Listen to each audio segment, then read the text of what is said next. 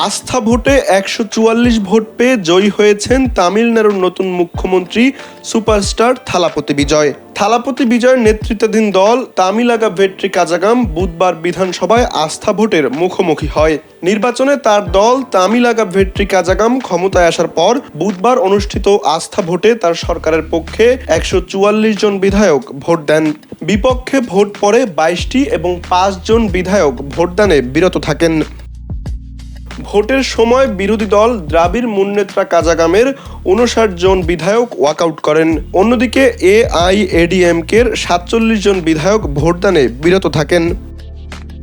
আস্থা ভোটের ফল ঘোষণার পর বিজয় বলেন, টিভিকের প্রতীক বাঁশির শব্দ রাজনীতিতে পরিবর্তন এনেছে। তিনি আরও বলেন, তার সরকার সংখ্যালঘু হলেও এটি সংখ্যালঘুদের অধিকার রক্ষায় কাজ করবে।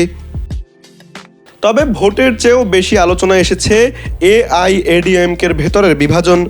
দলের ২৫ জন বিধায়ক দলীয় নির্দেশ অমান্য করে বিজয়কে সমর্থন জানান, যা দলের অভ্যন্তরীণ সংকটকে আরও গভীর করেছে।